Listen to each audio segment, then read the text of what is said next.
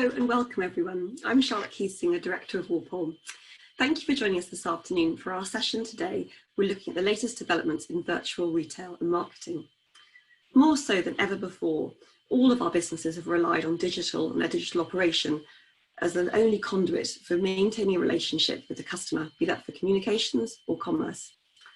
And one of the few silver linings of the crisis, as Camille Martin, the CMO of Dunhill, said in our webinar last week, was the enforced digitisation of luxury, which has brought with it an incredibly exciting period of rapid innovation. Strategic projects and tactical ideas that would have taken months to develop and several weeks of approvals were actually created in a matter of weeks to create new opportunities to delight and engage customers in their enforced lockdowns at home. But what of the future as we all emerge from our lockdowns? Bain predicts the luxury sector will reach their 2025 forecast for digital penetration by the end of this year. And every report and piece of research that we're all reading points to an ever faster merging of digital and physical experiences, investment and innovation in virtual and augmented retail, and a vision of clienteling 2.0. To help us navigate this new world, this new virtual world, the opportunities, the customer insights, and the latest innovation, we're delighted to be joined by one of our agency partners, Spring Studios. I hope many of you will know Spring already. They're an integrated marketing agency working with leading players including Estee Lauder, Mulberry, Rolex, Victoria Beckham, Tom Ford and Vogue, just to mention a few of their clients.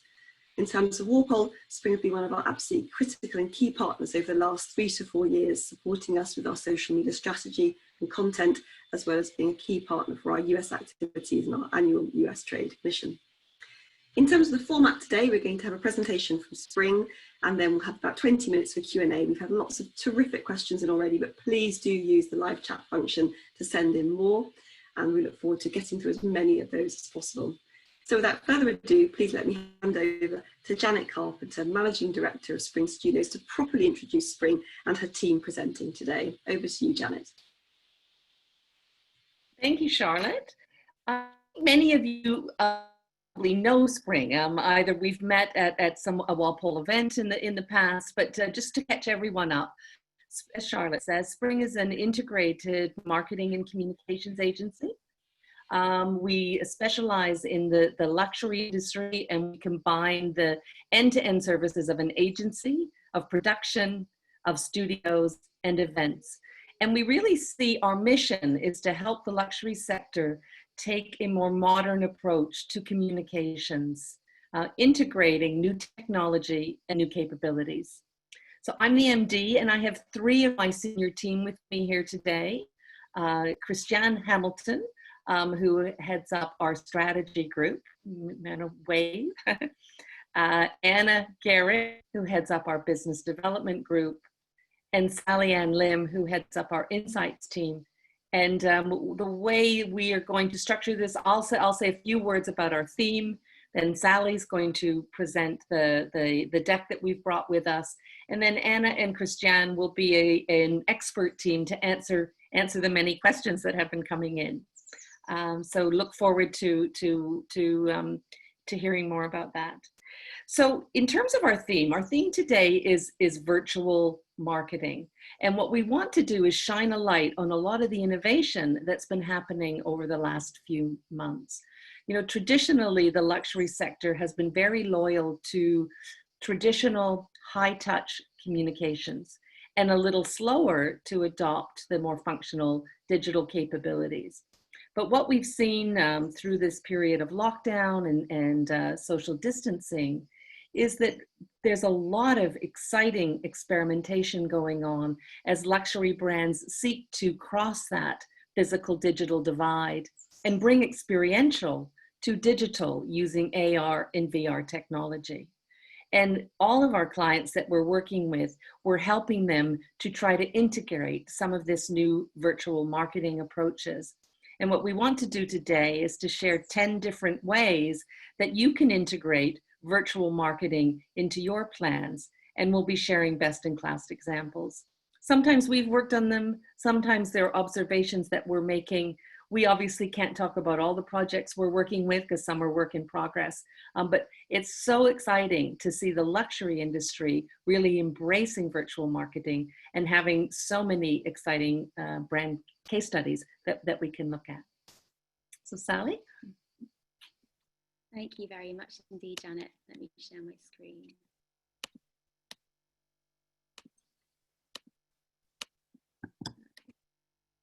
As Janet has mentioned today, I'm going to walk you through the 10 key ways that luxury brands and retailers can really leverage the power of VR and live streaming to pioneer this bold new frontier of virtual marketing.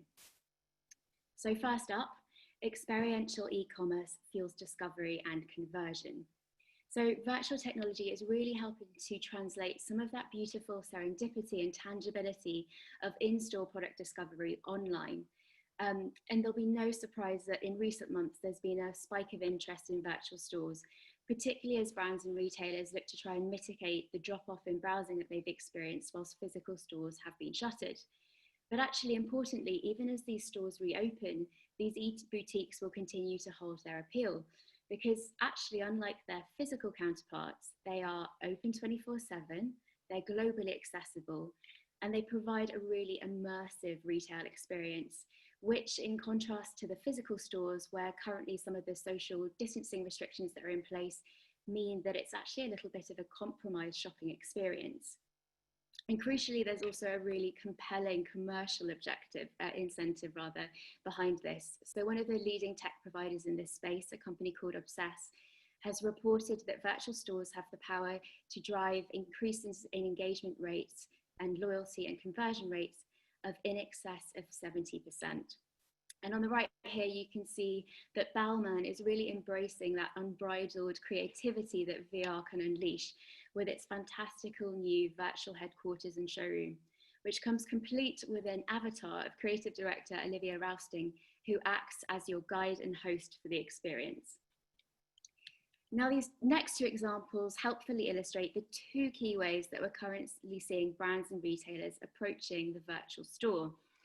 On the left-hand side, you can see that Dior has translated its iconic Avenue de Champs-Élysées retail store online, and it's inviting digital shoppers to go in and explore, discover new products, and of course, to purchase.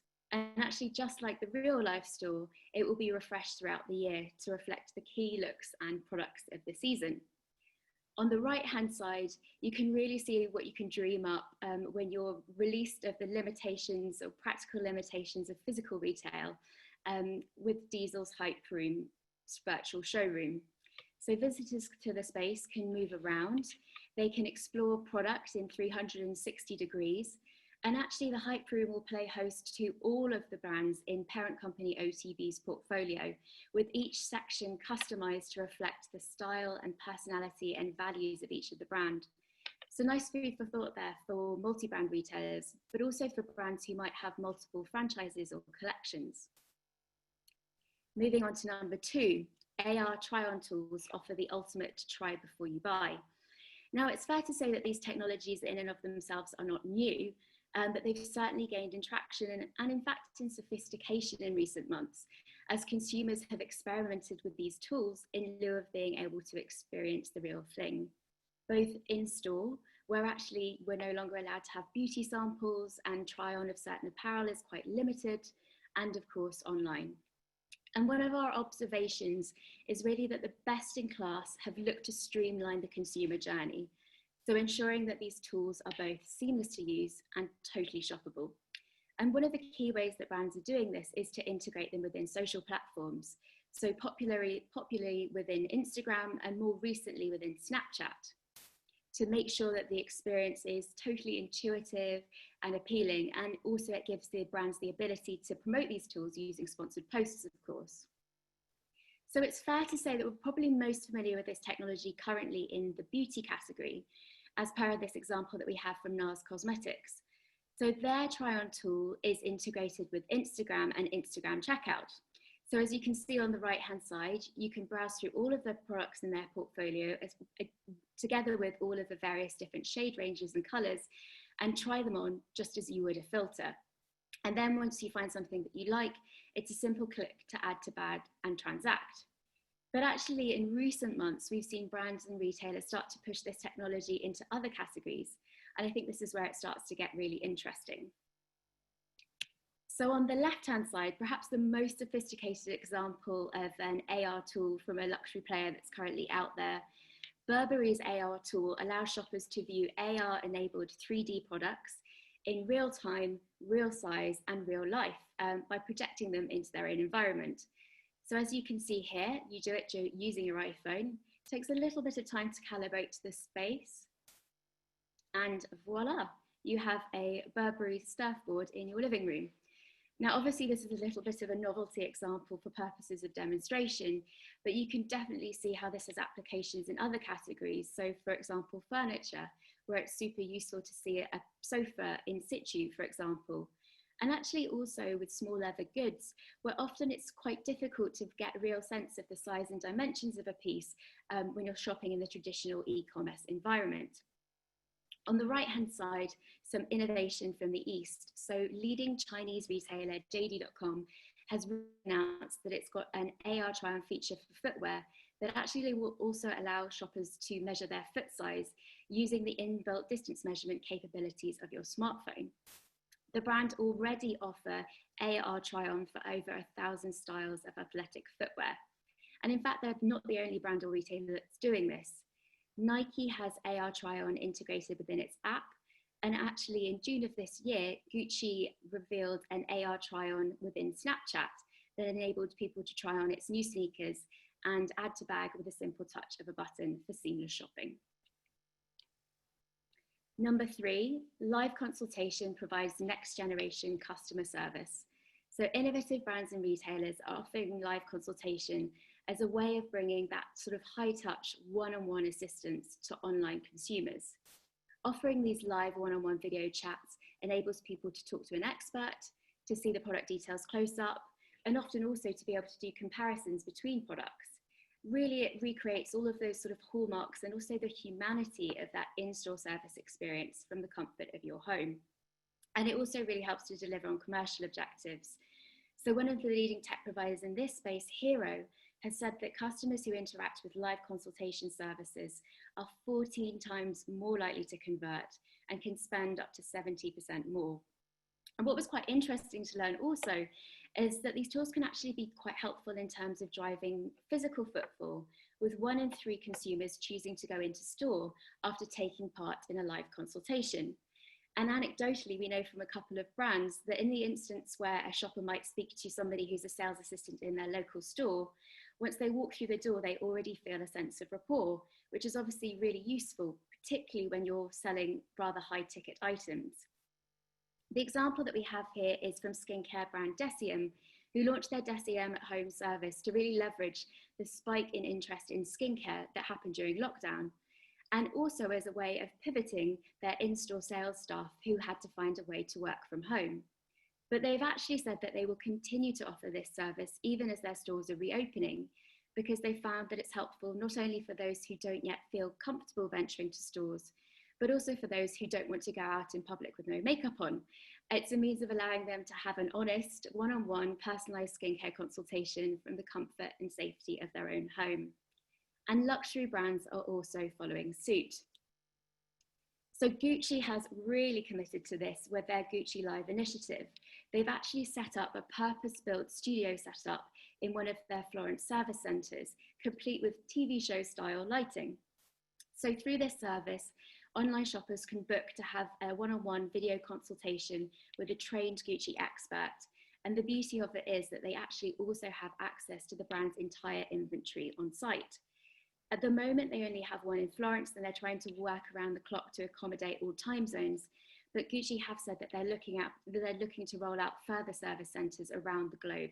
And this will really be part of their e-com push in the future. On the right-hand side, Atelier Chanel Beauty has unveiled a range of virtual services. So consumers can book to have a consultation with one of their makeup artists or beauty guides. And these range from one-on-one personalized makeup tutorials to skincare consultations. All of the products that are recommended during the course of the consultation can be instantly added to bag for ease of shopping. And as you can see on this little promo tab here, should you so wish, you can also invite a friend to add a social dimension to the experience. Point number 4, live shop along delivers cut through and conversion. So this sort of QVC style live shop along has actually been very commonplace in China since about 2016. It's incredibly popular there. This year, it's already reached over 500 million Chinese consumers. And to put that into context, that's 62% of the country's internet users. So over in China, live commerce is a super popular way for consumers to learn about new brands and products, engage with charismatic hosts, and crucially, to shop. And obviously in recent months, we've seen a number of Western luxury brands look to connect with Chinese consumers through these native live streaming platforms. And it's fair to say there's been some mixed results. For example, Louis Vuitton attracted some detractors for their live streaming initiatives when they showcased their resort collection via Little Red Book. People said that maybe they hadn't picked quite the right technology provider and that the set that they had built for the occasion perhaps wasn't quite fitting or on brand. But there were some winners, and I'll share an example with you shortly. But I think what's super interesting to see is that Western brands are actually now waking up to this opportunity and looking to leverage learnings from these established Chinese players and create engaging live stream content and shopping of their own for US and Europe-based audiences. So just this week, in fact, luxury e-tailer Moda Operandi announced its new Moda Live video live streaming shopping feature. It's going to kick off with designer Joanna Ortez, who'll be sharing her resort collection in a sort of intimate trunk show style. Consumers who join the live stream can engage and interact just as you would an Instagram Live, for example. But crucially, the difference is because it's hosted on the modaoperandi.com platform, they'll also be able to shop. And I think this is a really important point to make at this juncture. In China, they already have a wealth of apps and platforms that combine that live streaming with audience interactivity and the crucial layer of shopping. And in the West, we don't yet. Instagram Live isn't shoppable yet, but there's a bit of a race of arms for the technology providers to get there. And so in the interim, brands are finding workarounds by promoting these initiatives on social and hosting them on their own sites, working with technology providers such as Bambusa, a Swedish company, who are the providers behind this technology for Moda Operandi, and are also working with a number of brands within the Estee Lauder company stable, as you'll see shortly. So 2 examples for you here, one from the East, one from the West. So Burberry, I think, was one of the winning Western brands. They did a shop along live streaming with a popular KOL. So she basically went to the Shanghai flagship store and invited people to follow with her as she discovered products. The live stream attracted over 1.4 million views on Tmall, and within an hour, it's reported that many of the products featured in the live stream actually sold out entirely. In the Western world, these initiatives are still in their nascency, but recently Clinique partnered with their brand ambassador and popular Game of Thrones actress Emilia Clarke to host their first ever live stream, in which Emilia walked people through her skincare and beauty regime and gave them an exclusive insight into her bathroom. So here's just a little clip of her welcoming people along to the streaming. Oh my goodness, hi everyone. These are such lovely messages. This is so nice. We're in my bathroom. That's a little intro for you guys. So as you can see, with all the love hearts and the comments piling in, consumers were able to interact live with Emilia. But actually, as you can see on the right-hand side, as she walked us through her skincare and makeup regime, the products that she was using popped up on a white background, and consumers were able to explore and add them to bag without ever leaving the live stream. So number 5, virtual creates launch events with impact. This shift to online first product debut is really challenging brands to think much more creatively in order to achieve cut-through. It's also enabling brands to reach broader audiences, as traditionally industry-facing events such as watch trade shows are going live to reach beyond their traditional B2B audiences. So tactics that we've seen range from exclusive collaborations with innovative digital artists to immersive VR product showcases, and also invite-only live streamed events. So the example we have here on the right is from China. To celebrate the launch of their CK Everyone fragrance, Calvin Klein hosted a 5-day virtual pop-up on Tmall. And as part of that, consumers could enjoy an interactive 3D virtual exhibition, which was hosted by popular KOLs, where they could experience the spirit of the scent, create their own personalized campaign imagery, and of course, shop the perfume. And there's also some examples from the Western world. So Valentino hosted their very first invite-only virtual live-streamed event back in May to celebrate the launch of their backneck sneaker range. As part of the live performance, they collaborated with Berlin-based creative collective Sukkot and Bratwurst, who created these super cool 3D product videos to showcase some of the key features of the sneakers. And I'll play this one for you now.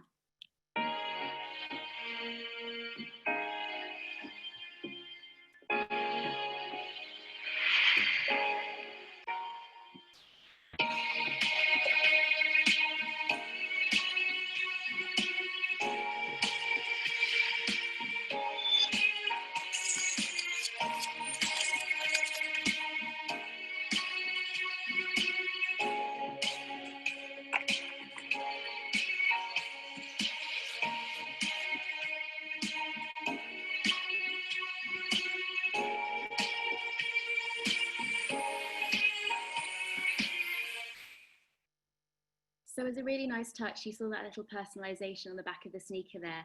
Attendees of the event had a one-on-one consultation with a virtual assistant where they were invited to personalize their own sneakers.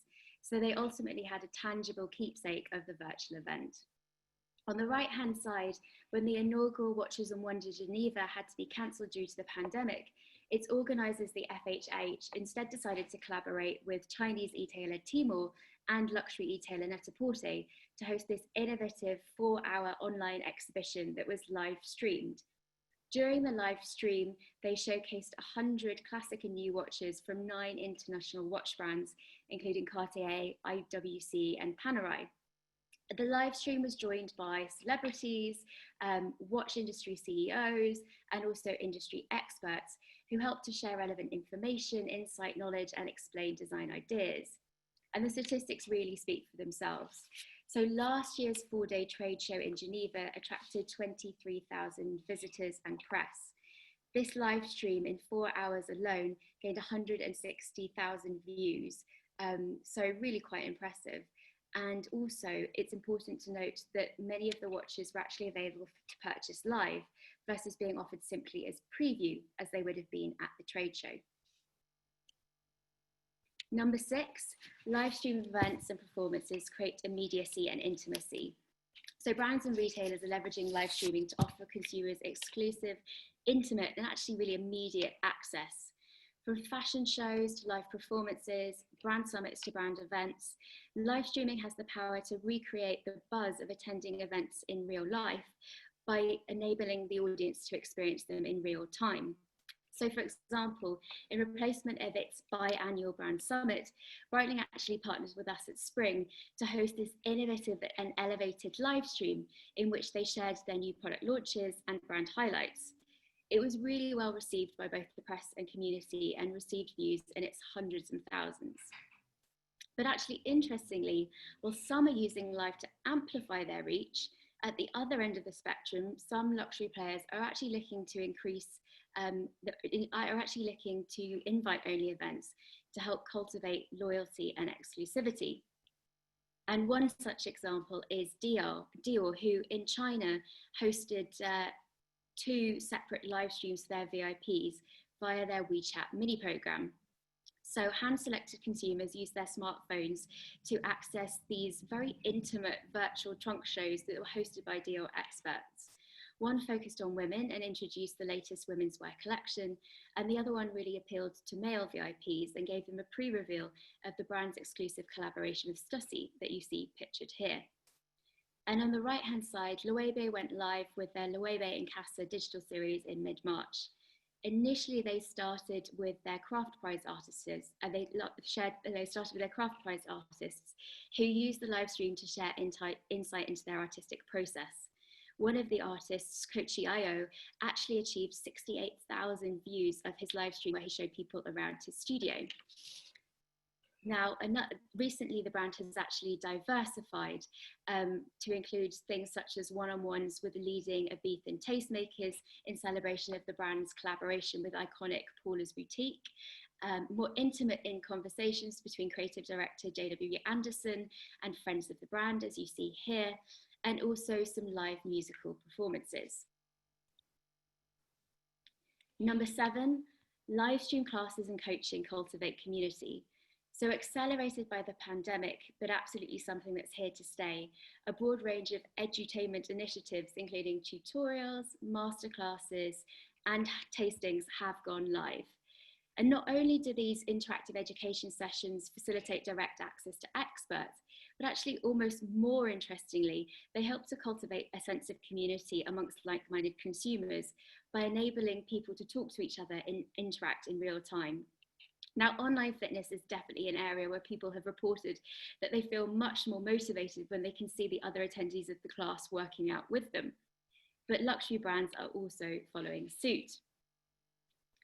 So on the left, you can see that a number of innovative winemakers and wine retailers have actually launched virtual wine tastings via Zoom. So the wine selection gets delivered to the consumer's house before the tasting, and then they log on the evening to be guided through by a sommelier or winemaker. And they tend to keep the groups quite intimate, capping them often at about 10 to enable conversation between wine connoisseurs so that they can compare tasting notes and preferences. And on the right-hand side, Gwyneth Paltrow's luxury lifestyle brand Goop has been hosting interactive 1-hour wellness sessions with leading experts. Live streamed via YouTube, they're really optimized for audience engagement. And I've got just a short clip for you here. Hello, everybody. Thank you so much for joining us today. We have been hosting our weekly in Goop Health sessions like this. We're trying to bring together people that we love and admire. She's a very dear friend of mine. She really doesn't need much of an introduction. She's a 6-time New York Times best-selling author. She is obviously an amazing comedian. She's an actor. She's an activist. She is a great friend. So hopefully as you played that clip, you can see the kind of comments through on the side on YouTube. To date, the group have hosted spirituality workshops, workouts, sound baths, makeup tutorials, and these more intimate in conversations with, but they always conclude with a Q&A section at the end. Number 8, VR experiences amplify brand and product narratives. So with global travel restricted, brands are really looking to find more innovative ways to use digital portals to offer consumers unprecedented and actually often unmanageable access into their worlds. This example from Yeezy Supply, in classic Kanye West style, he completely threw the e-commerce rulebook out of the window. And instead, with the power of VR, the Yeezy Supply website lets you explore products as you see people try them on. So you can discover not only the garments, but also the people wearing them, their background, their lifestyle, which adds a real richness and texture that we've not really seen before in e-commerce. Prada have also recently debuted their own virtual reality initiative, which offers a unique insight into the Prada world. It's a whistle-stop tour of the brand's flagship stores, the Fondazione Prada. It offers people backstage and front row access to the catwalk shows, as well as insight into the house's design and craftsmanship. And I've got just a short video here for you.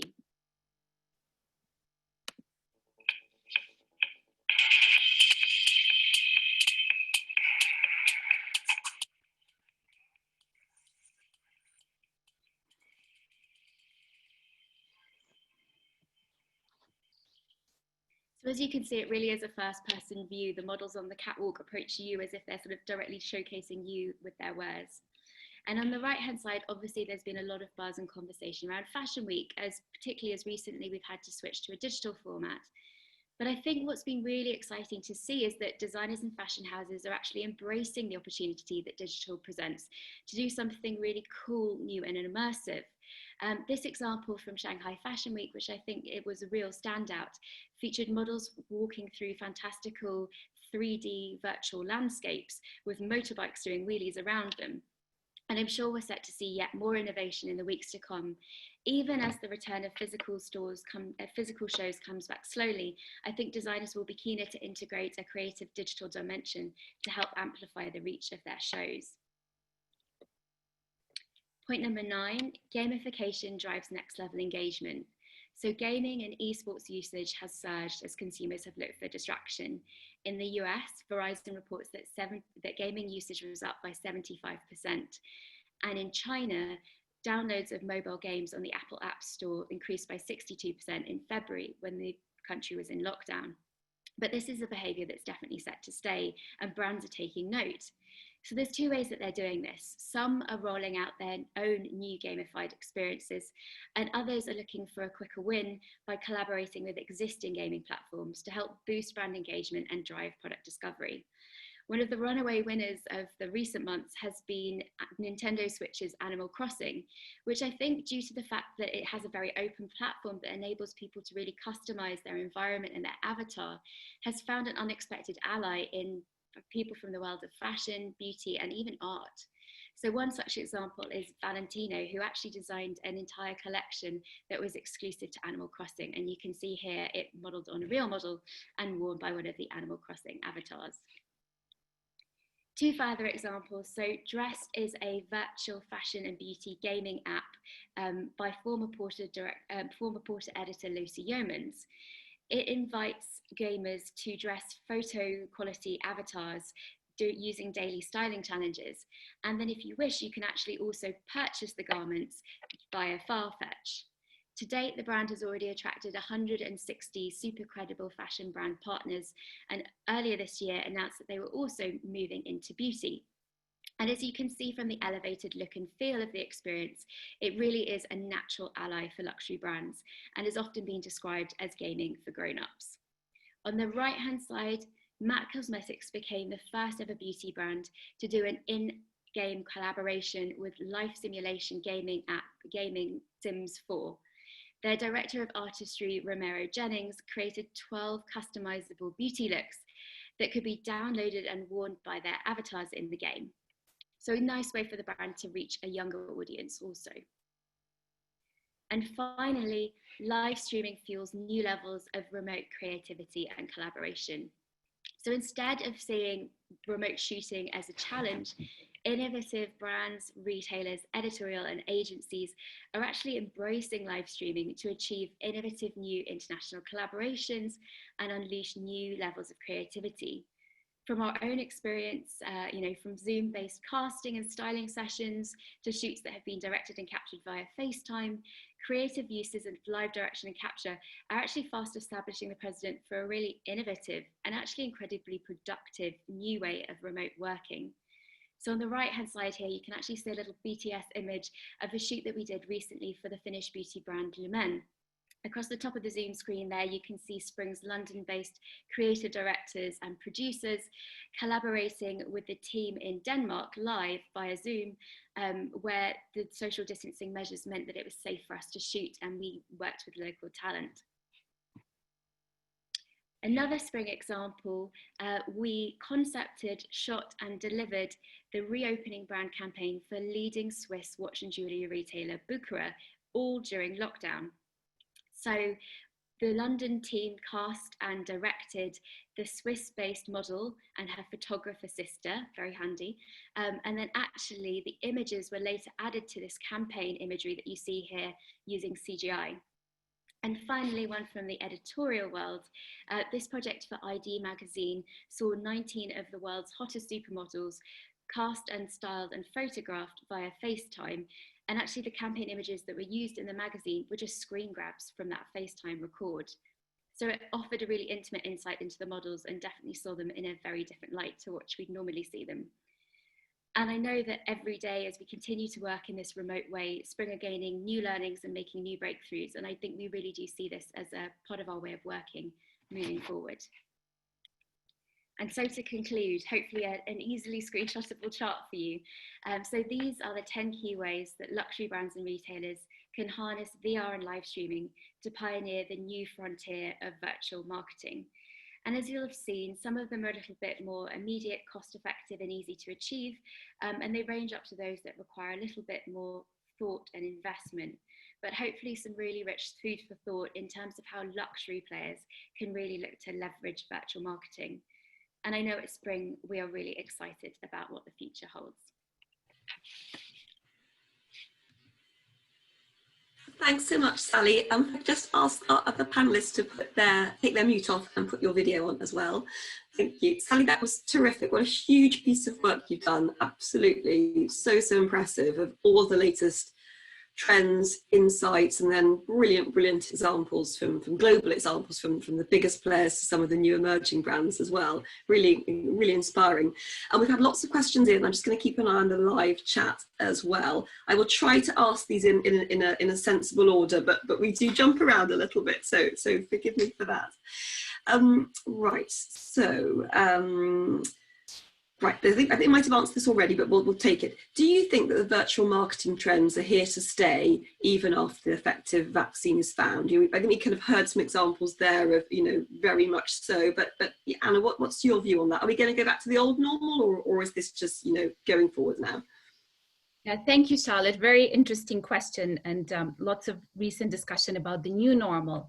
I think according to research that you mentioned earlier today and that we're all familiar with, unfortunately, the UK retail footfall has dropped when compared to figures from last year.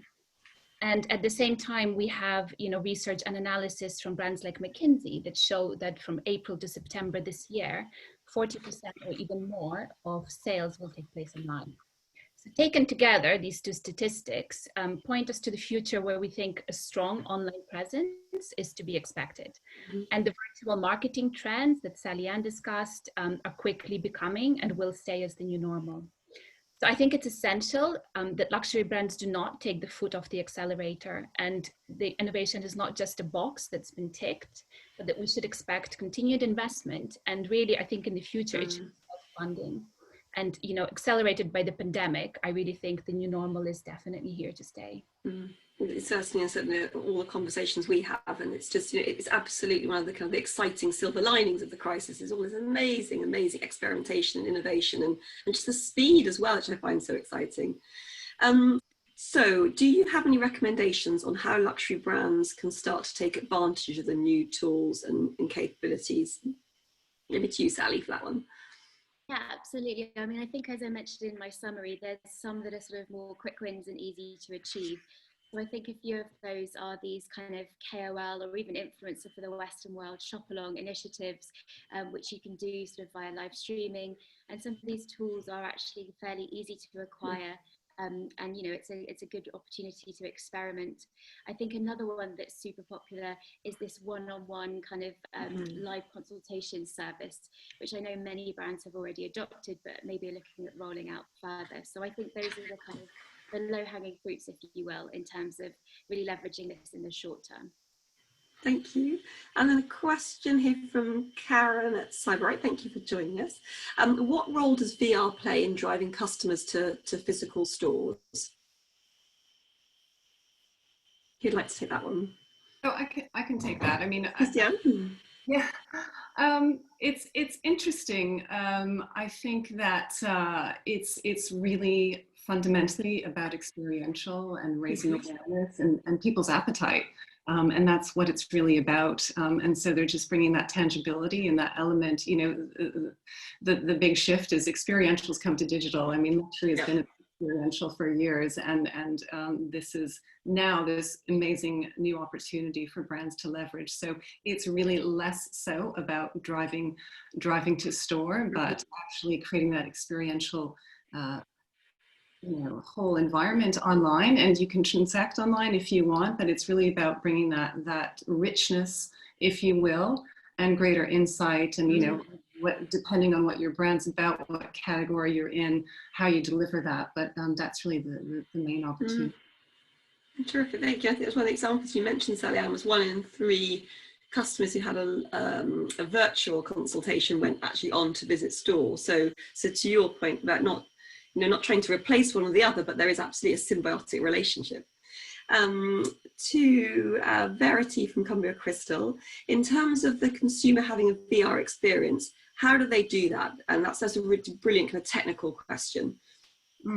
It's interesting, with all these new examples. I think that we finally don't need a headset, which has been a real barrier to have that virtual experience. And just from talking to some of the immersive experts in the world, they've always found that it's actually quite a barrier, and it's never going to get mass adoption. Could be for a number of reasons. Sometimes people feel cut off Obviously, there's cost and distribution issues, and people don't want to wear them. But especially now, as you think about COVID and health issues and sanitization, that's just another issue on top. But I think the great news is that we have so many different tools and the innovation that we see in the category. I mean, it's just daily. It's amazing the tech companies and how they're really augmenting the whole space.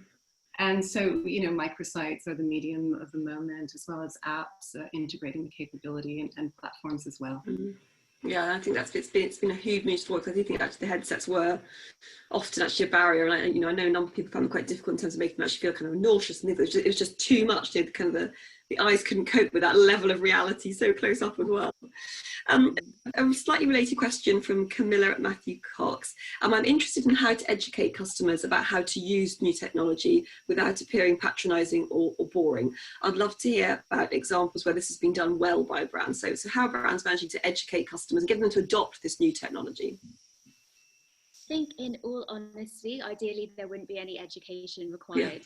One of the things that we found with all of these virtual tools is, you know, thank God the headsets are gone, but actually the way to get people to interact with them is to make them really seamless and accessible. And actually, I think some of the best examples are those that already kind of follow ingrained behaviors, like, you know, try a filter, for example. So actually, I would hope that when done well, there is no educational push needed other than to make people aware that these tools are available for them to use. Yeah, and I think that's it. And there's often a need for just kind of using influencers to show how they're applied and used, and just kind of prompting that kind of action, isn't it?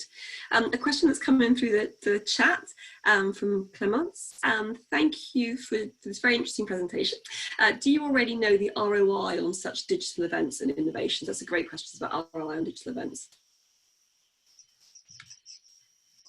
Who'd like to take that one? Sally, you're probably best placed to take that, aren't you? Yeah. I mean, obviously there's a number of different objectives at stake. I think it's still very much a test and learn case in terms of ROI. And certainly I haven't found from my experience that anybody's actually publishing statistics beyond those that we're able to share in the presentation around, for example, increases in engagement and loyalty and conversion that were associated with maybe specific tools. But I think, you know, I think it's very much a test and learn. It's still early days. I think at the moment, some of the VR initiatives are maybe more powerful in terms of driving brand awareness, whereas some of the live consultation and try-on tools are perhaps more effective at conversion. And I think it's a terrific question and a really good answer, Sally, and certainly what we've heard from a number of member businesses, and I think from our webinar with Farfetch, it was almost, you know, we were slightly rewriting the ROI rules in this, and actually, you know, at this point, you know, obviously there's the need for the commercials, of course, but actually at the moment engagement is ranking up on ROI, and we all need to rethink your traditional ROI models in this new world, and particularly with this kind of transitional customer as we come out of lockdown and kind of re-emerge into this you know, new normal. A couple more questions from those that have been in already. Maggie at Foster Group, what are the most common mistakes you see brands commit when using VR or live stream technology? Great practice, we're all about bad practice. I think we've all experienced it, especially in the second and third months of lockdown. I mean, you open your Instagram feed and you're just assaulted with side screens. And some of them were, you know, great. And I think that's the first offense, really. It's just, you know, making sure whatever you're putting out is quality and is on brand and is answering, you know, a need or a desire that speaks to your consumer. And really, that's the first place to start. It's like, what is that value? And, you know, it's you know, it's a basic strategy application in terms of, you know, what gap can we fill, considering, you know, what's going on right now. Are stores closed? Aren't opening? Are people hesitant? How can we bring this experience online?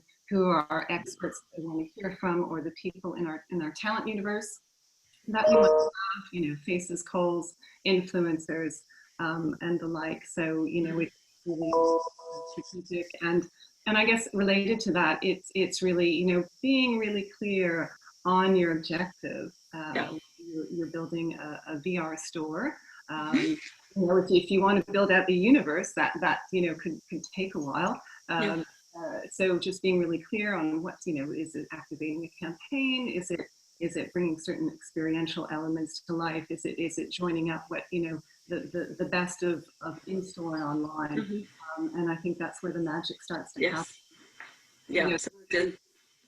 Sorry, Charlotte. No, I was just reflecting what you were saying. Sorry, you carry on. Yeah, and there's, as I was saying, there's innovations every day from tech companies that, in motion and environment and in avatars and designing for cross platforms, and we've seen gaming explode, which is it seems like a bit of a weird one also for luxury, but luxury players are doing it and doing it with success. It's quite interesting because we're so used to sort of just occupying brand worlds that are very specific to our particular brands, but there's a lot of stretch now, and there's so much presence on gaming. It's gone exponential. I mean, Fortnite's numbers, I don't think they published them, but they're just off the charts since the pandemic started. So yeah, these really innovative digital capabilities that are dividing, I think, the companies whose business is growing online and those who are languishing.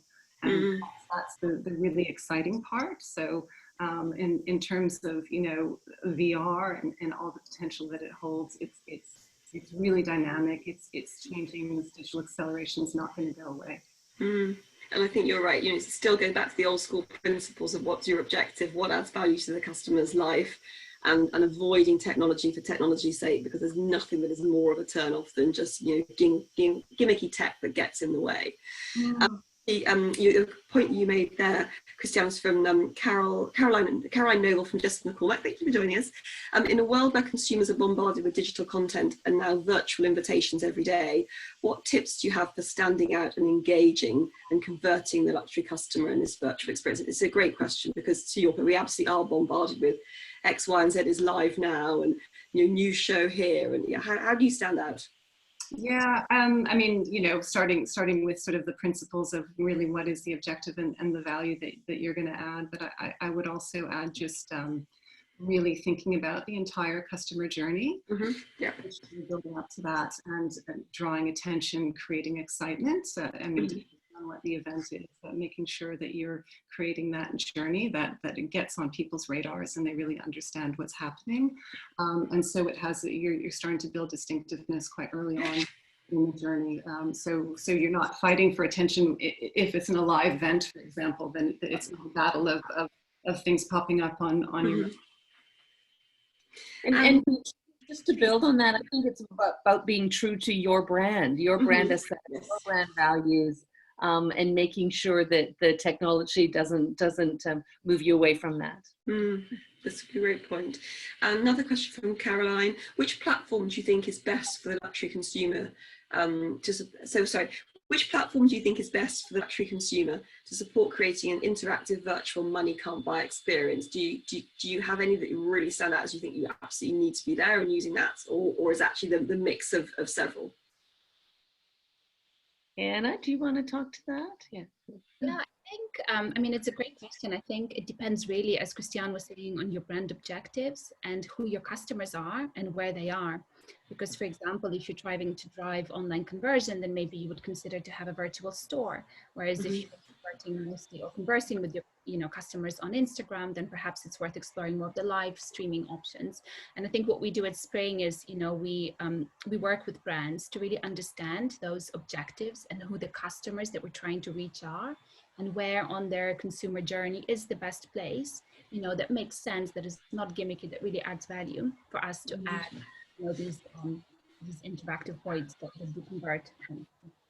And I guess the challenge that so many, marketing managers, marketing directors, CMOs are having at the moment, is we're having to reduce costs across all businesses, and therefore marketing budgets that were often, quite small anyway for the luxury sector are now even under more pressure. So really picking and choosing where you're going to place your investment to make maximum impact is the biggest challenge of the day.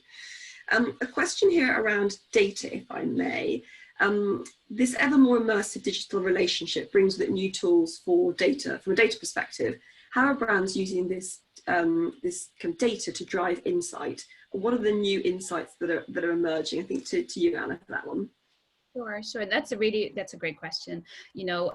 virtual marketing solutions are, of course, brilliant at collecting data, which we love, because, for example, the virtual store platform, you know, it collects the same data as you would expect from an e-commerce platform, but it's aggregated and it leverages user analytics to the minutiae detail, in addition to what you would expect in terms of traffic, bounce rates, and so on.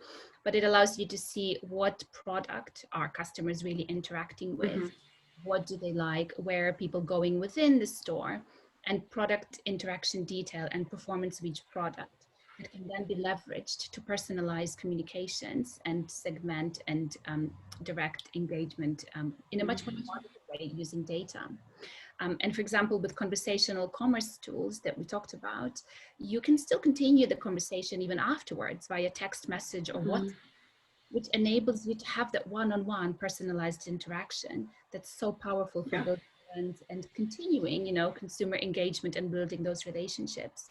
So I think data is definitely something that, you know, is a big advantage of virtual marketing tools that we are using in a number of different ways to really increase conversion, as we've seen ultimately by up to 70% in some cases. So definitely very useful. Yeah.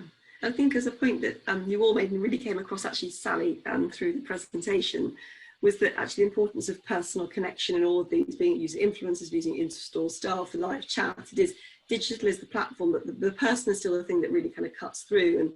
And there's so much that can be drawn from that going forwards as well.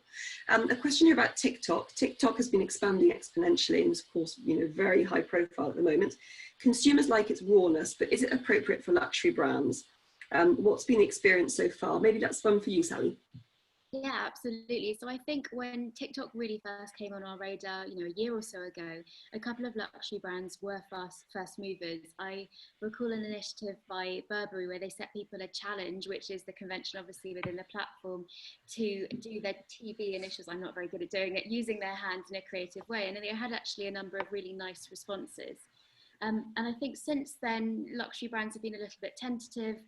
What they have been doing is connecting with some of the major TikTok influencers. So I know Prada, for example, invited Charli D'Amelio, who is one of the standout stars on TikTok and has 72 million followers on the platform, to come and sit front row at their recent Prada February fashion show, which is really quite astonishing. But actually, in that instance, she created some content to post on her own channel, and Prada, although they have a presence on the platform, have posted nothing at all. But actually, just at the beginning of June, TikTok rolled out a TikTok for business platform for marketeers. So I very much expect that there are some taste tests underway, and we'll look to see some exciting things coming through soon, as people really do look to kind of invest in TikTok in a good and commercial way. Thank you. Maybe a couple of questions here about some of the practical aspects, perhaps to you here, Janet, about the experience with virtual shoots. Sally, you mentioned a couple of examples there with Lumen and Booker, was it? And you know, to that point about, you know, getting phenomenal creativity to be able to still create the expectation and go beyond with the production shoots. How's that been working, Janet? How have clients been coming to you? Have you innovated? How's it worked? Definitely. I mean, certainly during lockdown, we were doing a lot of remote shooting, and it was about coping with the situation. And I think, to my surprise, our creative teams are actually enjoying it and finding that it really unleashes a lot more creativity. I mean, it required, one of the things they're loving is there's many fewer people on set, and so you can dedicate yourself to the creativity. It's also about pre-planning and to have thought things through, and to so that when you're on set, you've got that opportunity. And so I think it is here to stay. I mean, certainly the junkets where you would go from one country to another to shoot a different influencer, but largely creating similar assets, I think those days are gone. But you can do that remotely, and we're in the process right now of a remote shoot with some really high-level celebrities, and shooting in China, in LA, and in New York, in very different places, and we're all really excited about the potential of it all. And do you see that continuing going forwards when, if and when we do have a vaccine and we get back to, you know, the levels of travel that we used to enjoy? Do you see that? Do you see the virtual shoot continuing?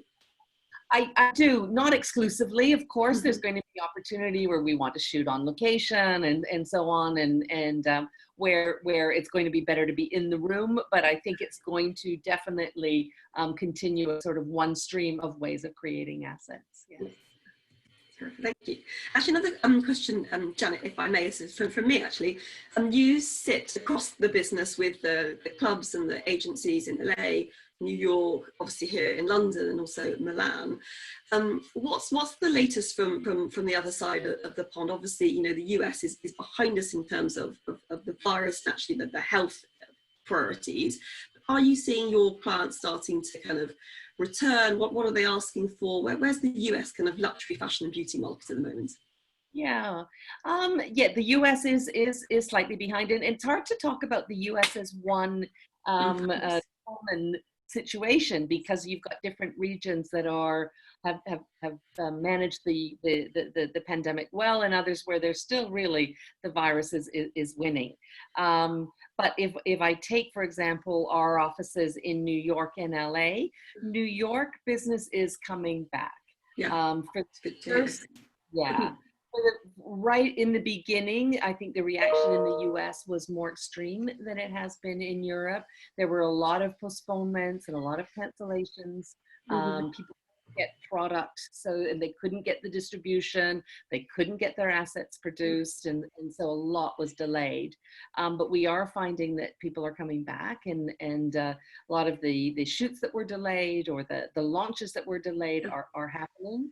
I think one of the interesting things has been in America, but also in Europe, is clients using this time to delve into their brand positionings and making sure that it absolutely jives with current sentiment, because we are seeing some shifts in current sentiment. I think there's more sensitivity to sustainability, to brand values, to inclusivity.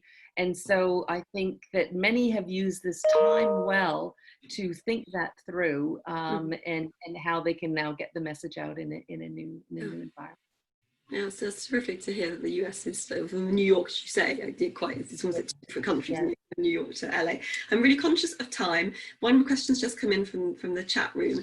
Obviously, we've heard a lot about live streaming with Asia, and of course, you know, the Asian markets are far ahead of us here in Europe and the West, and have been much quicker to, you know, kind of, well, more digitally native.